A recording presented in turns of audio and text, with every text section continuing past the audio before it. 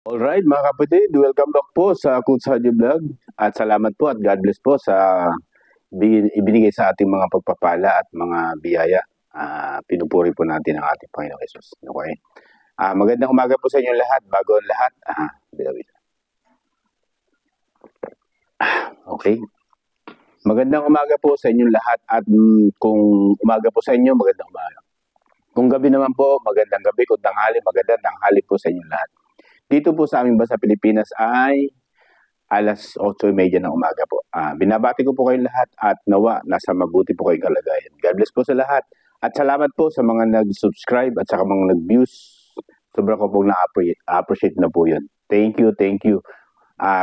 Sa mga hindi pa po nagsusubscribe, subscribe na po kayo. Kung mabigat naman po yung subscription, kahit yung like na lang po, masaya na po ako doon.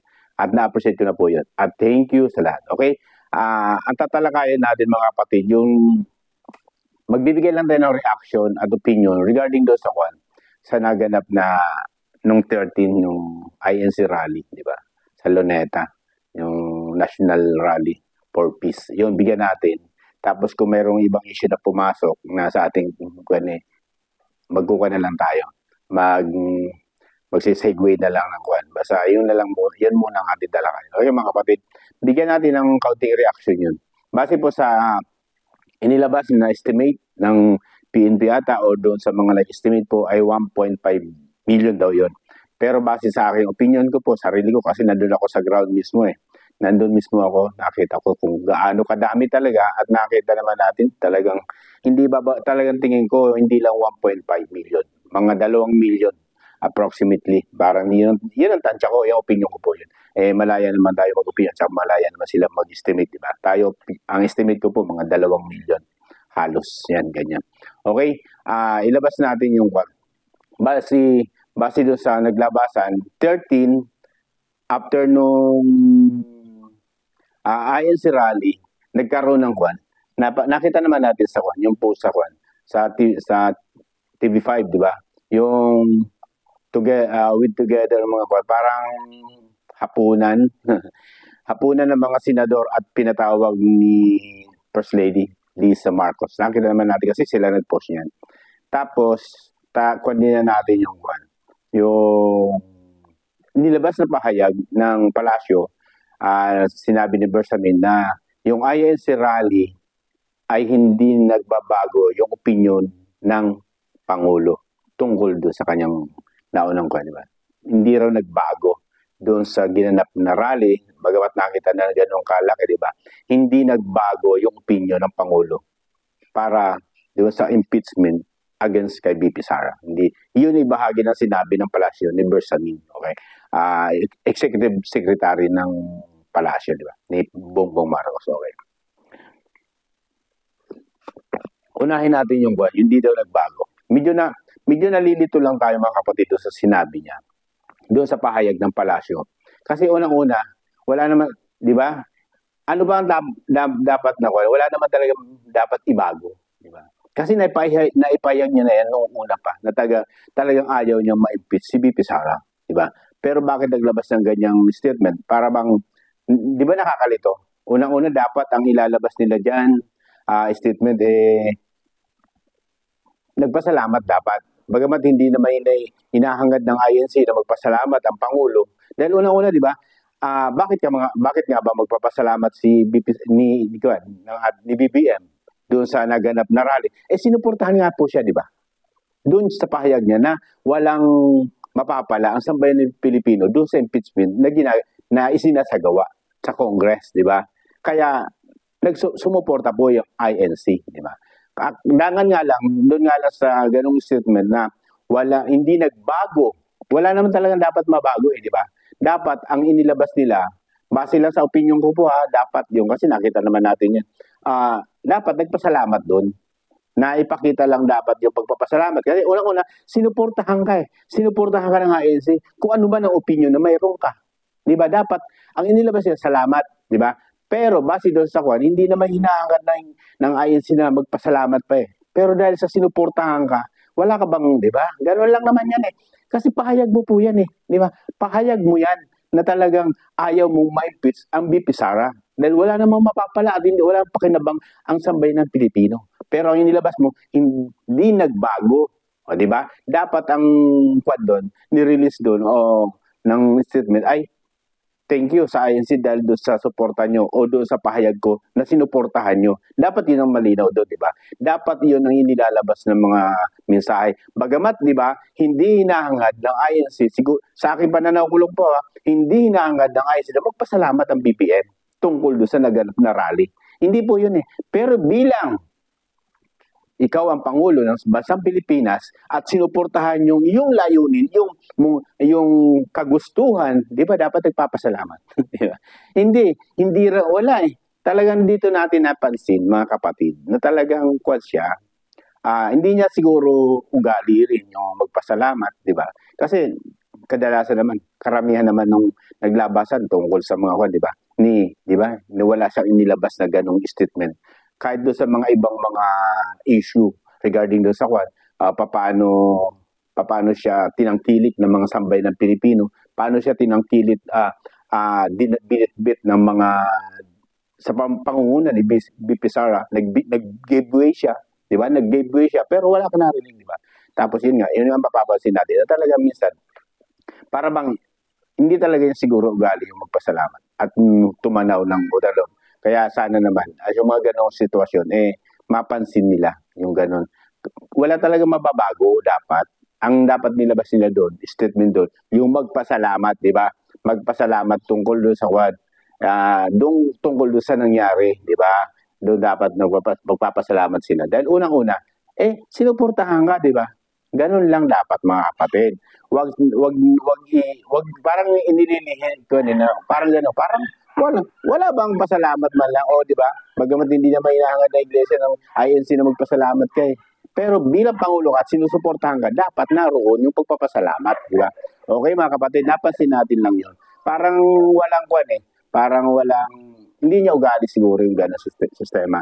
At tuloy nga po daw, base doon sa inilabas ng Congress na hindi tuloy pa rin, kumbaga. Napansin natin yung, siyempre, hintayin natin yung mga kaganapan sa mga susunod na mga pagkakataon upang makita natin yung kung ano talaga ang sandali lang po.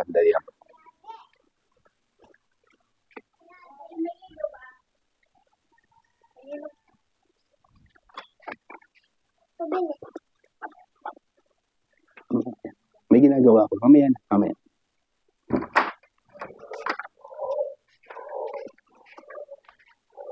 Ganun lang mga kapatid, di ba? Sa mga ganung pagkakataon, dapat nararamdaman niya rin yung paano isinagawa at paano siya sinusuportahan. Dahil may tiningnan lang po. Okay? Doon sa mga bagay na yun, nakita natin kung paano bumuhos yung tao. Yun yung napansin. Talagang sa dami, marami po talaga ang pumunta. Kasi nandun ako sa ground eh. Mismo doon, talagang halos hindi mahulugan ng karayom sa dami ng tao. Kaya, ang sabi nila, di ba, may mga naglabasan ng mga na ano po daw yung, mayroon ako sinabasa at clarify ko rin naman yun doon sa nag-message doon sa live natin na ano po daw yung napala ng INC tungkol doon sa rally na yun, tungkol doon. Kasi ang sinabi niya doon, anong napala nyo? Nakakatuwa, di ba? Pero sabi ko sa kanya, kung sa'yo, sa tingin mo at pakiramdam mo, walang napala, dahil ikaw yun eh, di ba? Ikaw yung nagsasalita nun eh. Malamang, di ba? Kasi nga, trolls ka eh, di ba? Bayarang ka eh, di ba? Bayarang ka, trolls ka ng kung sino man nag-handle sa'yo. Kung sa'yo, walang napala sa INC, malaking tagumpay yun. Bakit? Sasagutin ko yung salita mo kung ano ang napala ng INC tungkol sa rally na yun. Ang napala ng INC, alam mo kung ano? Tumigil. Nagdalawang isip. Hindi lang nagdalawang isip, talagang dead on arrival yung impeachment sa Congress. Pero bagamat may pahayag na itutuloy, pero naghinay-hinay sila. Iyon ang napala doon, mga kapatid. Naghinay-hinay sila. Bakit? Totoo pala, seryoso pala ang INC na magkakaroon sila ng ganito kalaking gathering o ganitong pagtitipon tungkol doon sa against sila sa impeachment kay BP Sara, di ba? Dahil wala naman mapapala talaga. Ang maraming tanong ganito. Sabi, ano daw napala? O di ba? Ikaw ba, nagbimensahe na ganyan o nagpapahayag na ganyan kung anong napala? Ikaw ba may napala? Kung ma-impeach ba ang BP Sara, may mapapala ka? Gagaan ba ang bilihin mo? Gagaan ba ang pamumuhay ng sambayan ng Pilipinas? O higit sa lahat yung pamilya mo? Di ba? Yung mga anak mo, hindi mo nakita yung kalagahan nun. Dahil unang-una, ikaw rin, tayo rin lahat ang makikinabang nun. Bakit? Nagkaroon ng tinatawag na pagtahimik. Kasi nakita nila seryoso ang ANC, di ba? Nagkaroon ng gano'n na sitwasyon na, sabi nga, did on arrival yung impeachment sa Congress. Pero may pahayag ngayon na bago na, base sa speaker na, tutugunan nila, di ba? Yung mga nagnanais na kung ano man ang gawain ng Congress. Karapatan din naman nila. At hindi naman po ito, mga kapatid, inahadlangan ng INC. Base doon sa, napanood nyo naman po yung mensahe ng Rodante Marcoreta at saka ni Carl Tumanan. Hindi po talaga sila hadlang sa impeachment na isasagawa. Bakit? Nasa batas po yan. Katungkulan ng Congress na isagawa yung mga bagay na yan. Dahil nasa mandato nila yan. Pero dangan nga lang, yun nga, sabi nga, hindi naman talaga, walang mapapakinabangan ang sambayan ng Pilipino kung ano man ang mangyari. Uma-impeachment, di ba? At magkakaroon lang ng kaguluhan, di ba? Magkakaroon lang ng divisive yung mga sambayan ng Pilipino tungkol doon sa isinusulong na impeachment against kay BP Sara, di ba? Iyon yung tinututulan ng INC. Unahin ang dapat unahin. Yung mga mahalaga kung paano mapapagaan yung pamumuhay ng sambayan ng Pilipino. So, yung kuryente natin, di ba? Paano matatama sa tamang na sobrang taas na ng kuryente natin. Yung paano mapababa yung mga bilihin natin. Iyon yung mahalaga doon sa agrikultura. Paano nila mariresolve yung kakulangan ng kanilang mga equipment para mapagaan at maging bastante episyente ang ating mga kakainin o ating mga palay o ating mga bigas, di ba? Iyon, hindi yung umaasa lang tayo doon sa mga import, di ba? O ganun. Yun po yung dapat na inuuna, di ba? Kaya sabi nga doon sa talumpati ng Colonel Tumanan, kumbaga, hindi ko tayo, kumbaga, hindi kami yung, sabi nga, hindi nga bobo. Kami po'y, sila po'y gising, tapos alam nila yung mga ginagawa nila. Kasi may isang abogado, di ba, na nagsasabi, di ba? Kaya sinabi niya nga, di ba? Hindi, ikaw yung sabi nga ni Kadante, ikaw ang bobo, di ba? Yung mga ganong linyahan mo, ikaw ang lumalabas sa bobo. Bakit? Bakit siya ang lumalabas sa bobo? Unang-una, bakit na naman natin? O, di ba? Na-disbar siya sa kanyang kabubuhan, di ba? Bilang abogado, na-disbar dahil sa kanyang kabubuhan. Ibig sabihin, siya yung bobo, di ba? O, di ba? Base doon sa sinabi ni Rodante Marcoreta na siya ang bobo, di ba? Di ba? Sabi nga ni Carlet, hindi po mangmang ang mga ANC. Hindi po mangmang. At higit sa lahat, hindi bobo. yun yung mga salita na dapat na, di ba? Kaya nga, doon sa mga parte na yun na nagkakaroon ng tinatawag na maraming negatibo doon sa nangyari na yon, sa part ng INC at nakita naman natin, naging matagumpay yung kanilang isinagawang peace rally na yon. At isa tayo sa nakasaksi na talagang matagumpay. Bakit? Matagumpay. Unang-una, ito bibigyan ko po kayo ng kasi nandun mismo ako sa ground, kitang-kita ko. May napansin ho ba kayo may nasaktan? Di ba? Matagumpay po yan. Walang nasaktan. Hindi katulad ng mga rally ng iba na halos yung mga kapulisan nasasaktan. Tinutulak kung ano pa man. Wala po. Ganyan po ang kaibahan ng INC. Pag nagsagawa sila ng isang pagtitipon, organisado. Walang ano pa man na susuway sa mga parte ng kanilang mga protocol na ginagawa. Kaya doon natin napansin na walang nasaktan. Bagamat ganun kalaki yung crowd, walang nasaktan. Sila nga po, di ba? Yung last na, di ba? iilan lang yun. O sabihin na natin mga 60 to 7 o 30,000 sila doon sa kwan. Kita nyo kung paano nila sinaktan yung mga kapulisan para gusto lang nilang, di ba? May nasasaktan. Pero doon sa kaibahan ng INC, walang nasaktan. Igit sa lahat, yung walang nasaktan ng mga kapulisan. Ganun po ka-organize ang INC na sinagawang National Rally for Peace. Iyon ang mahalaga doon, yung walang nasaktan at naipaabot yung mga hinaing, naipaabot yung anong layunin. Di ba? Pagkakaisa lang naman, sabi nga, di ba? Magkaisa, katahimikan ng bansang Pilipinas, walang bangayan. Di ba? Yun ang nabasa nyo naman sa mga placard, di ba? Magkaisa, wag mang-isa. Di ba? Yun, di ba?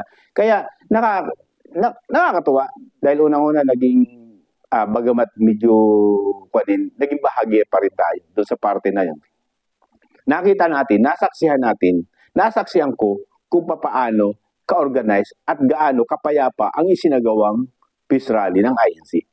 Na talagang halos, nagtataka nga po sila doon sa mga nakakuwang natin. Tataka sila, bakit daw hindi naman ang lalayong lugar pero para magkakakilala. Yun ang hindi katulad ng iba. Di ba, sa rally-rally. Hindi yan. Tataka sila, halos parang ganito po kasi yan mga kapatid. Ang INC po, yan yung tinatawag na parang isang tao na kumikilos. Parang isang tao lang. Halos iisa lang ang kilos. Ganun po ang INC po. Mayroon talaga silang, naka-organize talaga sila. Kaya yung kapuri-puri, di ba? Yung kanilang isinagawa. Napakapayapa, walang nasaktan, lalong higit sa kapulisan. Hindi ba ito isang bahagi ng tagumpay? Ang tanong, may napalaba? Kasi babalik ko po kanina. May napalaba? Mayroon po. Bakit? Tumigil yung mga hunghang, ang mga kaisipan tungkol doon. Bakit? Siyempre, nakita nila yung crowd. Nakita nila kung gaano. Kasi bago dumating yung rally na yun, maraming negatibo na. Wala yan. Sabi nga, doon sa live natin hindi daw. Sabi nga, wala naman tao yan. Sabi ko, doon sa part nakikita ng mga 11 hanggang 2 p.m. hanggang 3 p.m. Doon, talagang sinarado na yung 2 p.m. hanggang 4 p.m. Ayan, papuno na. Hanggang sa dumating ng alas 5 ng umaga, hindi na. Hanggang alas 7, alas 8, alas 10, hindi na mahulog ang karayom. Napakahaba. Kaya sabi ko nga, ganun ang makikita natin. Na bagamat, ito masasabi ko mga kapatid kung sa kanila nangyari yan, yung sa ibang grupo na ganun kalaki ng crowd, malamang, di ba? Malamang magulo, malamang may nasaktan at may masasaktan mga kapulisan doon sa parte na yun. Bakit? Sa laki ng crowd na yun, sila nga, di ba? 30,000, 20,000, may nasasaktan. Yun, milyon.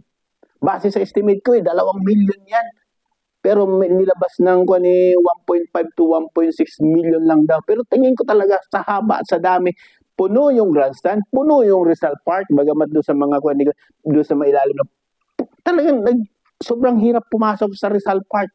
Natalo sa didikitan yung likod sa likod, dibdib sa dibdib, mukha sa mukha. Ganon po katindi. Napasubo nga po ako dahil bumalik po ako doon. Pagpasok ko sa ang layo bago makapasok ng grandstand, talagang dikdikan. O di ba? Ganon po katindi. Kung sa kanila yon, yung crowd na yon, ganon karami na yon, malamang. Di ba? Dahil hindi nga organisado, wala nga walang tinatawag na sinusundang protocol o sinusundang kapayapaan ng ganitong klase, malamang marami nasaktan. O higit sa lahat, baka mangyari nga, di ba? Dahil sa pagnanais nila makapunta sa isang lugar na para ikumpronta yung mga pulis, may masasaktan mga kapulisan. Yun po hindi gawain ng INC. Kaya kita nyo mapayapa. Lahat organisado. Walang nasaktan, lalong higit doon sa mga pulis. Yun mga kapatid. Bigyan lang natin ng reaction at opinion regarding doon sa mga nagnenegatibong pahayag kung ano daw ang napala. May napala. Malaking may napala po. Bagamat sige, stand nila, ganun pa rin. Pero, mahirap din kasi magsabi ngayon kung anong situation. Kung yung stand nila ay patuloy pa rin sa isang parte na gusto nila, hindi natin alam kung may second situation na isasagawa INC. Hindi natin alam kung ano man ang mga plano. Kasi kung patuloy pa rin ang kanilang ganitong stand at hindi sinusunod ng mga congressman o sa Congress yung pahayag ng Pangulo at hindi base doon sa ating pakiramdam. Sa sariling opinion ko lang po ito. Bagamat sinabi niya yon ng BBM, yung tungkol doon, na walang mapapala sa pag-iimpis kay BP Sara, anong mapapala ng sambayan ng Pilipinas, lalo maghirap, magkakaroon lang ng, di ba, gawain na makakapokus, di makakapag-focus doon sa mga mahalaga. Bagamat ganun ang pahayag niya, base sa aking opinion po, pangkuan lang po yun. Pero yung ilalim doon, gusto niya rin. Opinion ko po hindi po opinion ng kung sino pa man, opinion ko po ito.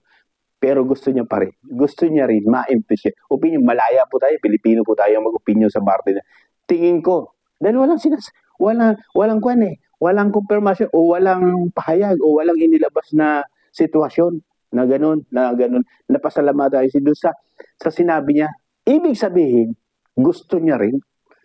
Gusto rin nila na magkaroon ng ganun. Kaya, hindi natin alam kung anong sitwasyon, kung anong plan, kung ano pa man. Kung itutuloy pa rin nila sa Congress, kung ano man ang sitwasyon, ano man ang plano ng isasagawa ng kwan, hindi natin alam. Bahala sila magkwan doon. Hindi tayo pwede maglabas ng spekulasyon na mali.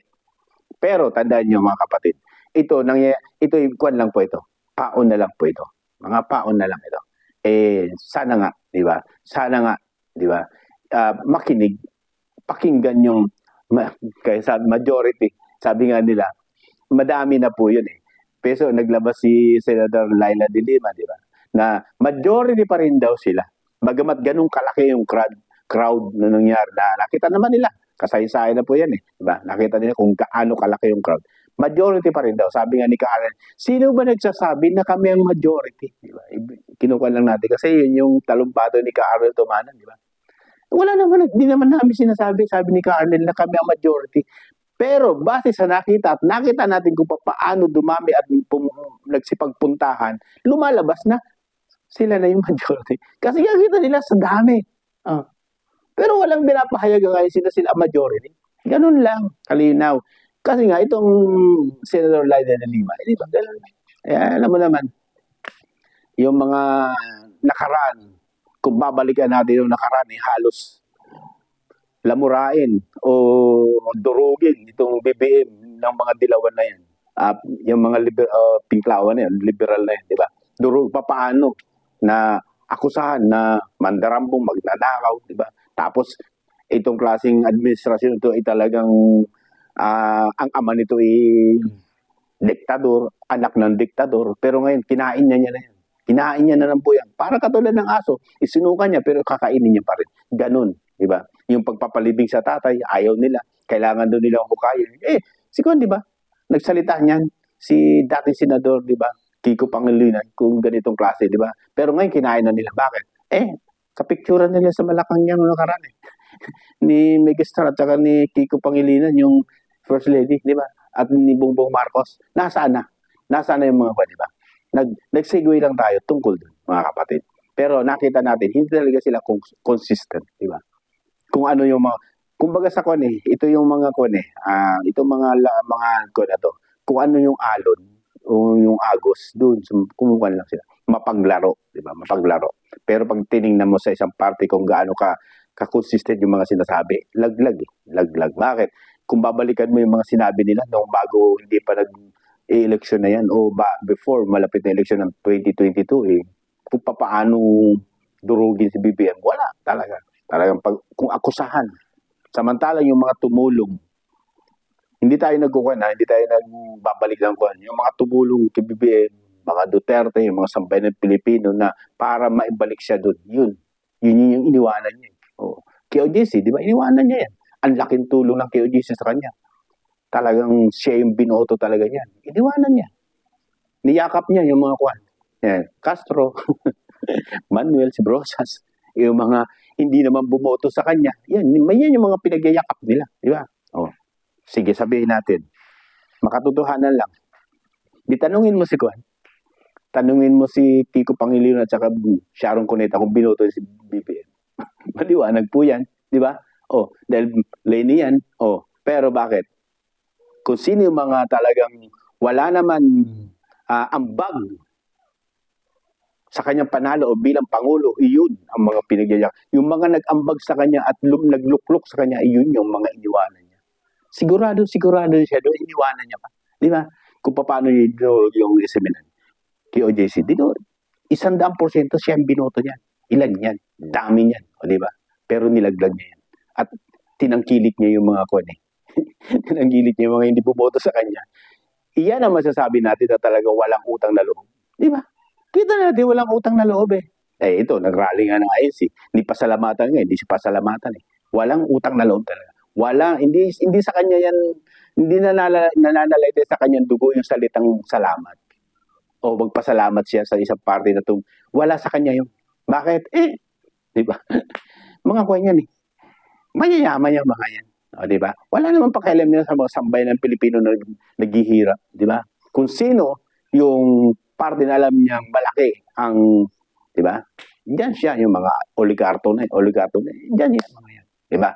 Pero yung mga tao na tumulong at talaga nagsakripisyo para mailuklok siya, yung mga taong tumulong, BP Sara, di ba? Mga Duterte na yan, Davao na yan, laki ng hinambag sa kanya. Luzon ay yung tungkuan, Mindanao at saka Bisaya, ang laki ng naiambag yan. Iyan, iniwanan niya yan. O di ba? Doon mo makita na talagang na wala sa kanyang puso yung pagpapasalamat. At yung niyakap, ang akala mo po, ito, kakamali ka po. Ang akala mo hanggang kung saan yan. Pag nakuha na nila yung mga bagay na gusto nila, babalikan ka rin yung mga yan. Yung mga Sala Castro, Sala Manuel Salabrosas, yan, Sala Tidi Casino. Walang matinong presidente yan. Tandaan mo yan, walang matinong presidente yan. Lahat yan, puro sambasamang presidente.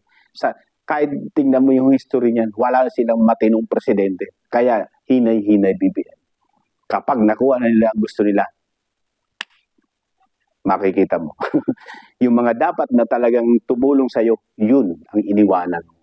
Yun ang hindi mo pinasalamatan, hindi mo tinangkilik. Bagkos, yun, hanggang dun. Diba? Kaya nakakalungkot. Ayan, katulad nung, di ba, INC Rally 13. After nung INC ng Rally ng 13, ng National Rally for Peace, kinahapunan, mga siguro 6 to 7, nagkaroon ng, di ba, hapunan, yung mga senador. Hindi natin alam kung anong niluluto. pero hindi naman tayo kumain. Hindi naman tayo pinanganak kung kailan lang, di ba? Kasi yung timing kung paano, di ba? After ng INC rally 6 to 7 o 8 ata, di ba? Sa Malacanang nagpunta yung mga senador, di ba? Nagkaroon ng salo-salo, di ba? Napanood naman natin, nakita naman natin sa post sa TV5 yan, at saka ng kwan, di ba? Nakita natin. Wala lang doon sa Labongo, Senador Bongo, Bato de la Rosa, at saka napansin natin doon parang kumambyo yung isang senador doon na hindi umaten. Si Crispo, wala doon eh. Wala doon. Yeah, wala. Yun, sa La Robin Padilla, wala doon ata. Nakita ko, kasi may mga picture naman. Nandun. Yung bilyar, nandun. Yung Ligarda, nandun. Diba? Dito lapit, yung mga Revilla, nandun sa picture na yun. Salo-salo nila doon. Ang matindi doon mga kapatid, after ng kaganapan ng rally ng INC, hindi natin alam kung anong mga pinag-usapan. Pero yung mga ganung bagay, hindi naman tayo pinanganak kung kahapon. Kung may niluluto sila, sana lutuin na nila. Diba? Ganun lang naman yan. At nagpahayag nga na gano'n, na walang makakapigil, sabi ni Tambaluslos, doon sa kanilang ginagawa. Hintayin natin kung anong kaganapan, kung ano man ang reaksyon o ano ba man. Yung bagay na yan, na nakita nila yung crowd na yan, hindi tayo nagsasalita sa isang parte, hintayin natin yung second round. Kung mayroon po yung INC, hindi po tayo kung mayroon silang isinasagawa. Kung hindi sila titigil doon sa isang party na yon, hindi natin alam kung anong magiging desisyon. Diba? Kasi ayaw talaga nila. Kasi gusto nila kapayapaan, pagkakasundo para sa kauunlad ng ating bayan. Napakagandang mensahe, napakagandang layunin. Pero, diba? Doon sa mga parang lusot dito, lusot. Parang ganun. Pero kaya, siyempre, karapatan nila yan. Kung ano man ang kanilang mga agenda. Pero tandaan natin, napakalapit na, di ba, ng election. Ewan ko kung mabuo yung 103 lagda doon sa mga congressman para maiakyat sa Senado yung impeachment ni BP Sara. Hantabayan natin yung mga bagay na yun. Basta ganito lang lagi mga kapatid. Yung nakita natin ay hindi biro. Yung nakita natin pagkakaisa na walang ano pa mang kaguluhan, ano pa mang walang nasaktan, ito'y napakagandang mensahe, napakagandang pangitain. Samantalang sa ibang mga rally o sa ibang mga pagtitipon may nasasaktan, may napaka o higit sa lahat doon sa ating mga kapulisan kung paano inalagaan. Walang nasaktan ng mga pulis. Walang pwersang ano pa man. Bakit? Organisado nga po ISA. Yun lang po mga kapatid, nagbigay lang tayo ng opinion at reaction doon sa parte na yon. Medyo napahaba, pero sana po maunawaan nyo po. Binibigyan lang natin ang tinatawag na konkretong opinion at reaction sa parte na yon kung papaano, kung gaano kalaki yung crowd na yon, di ba? Salamat at God bless sa lahat. Thank you. Thank you sa mga dumating at sumuporta at bagamat hindi INC, doon sa kuha, nagpapasalamat po. Nagpapasalamat sila doon sa mga umaten o nakiisa sa layunin na yun, na pagkakaisa, buong puso sila nagpapasalamat. Kaya gano'n na lamang po, sana po ay magkaisa po. Doon sa parte na gusto nila. Basta lagi ko sinasabi mga kapatid, pag mali, mali. Pag doon sa tama, doon tayo sama-sama. At God bless po sa lahat. At ingat po tayong lagi sa lahat ng ating mga ginagawa, lagi nawa, nakasalalay at nakasangguni sa ating Ama. Okay po, God bless po at salamat po.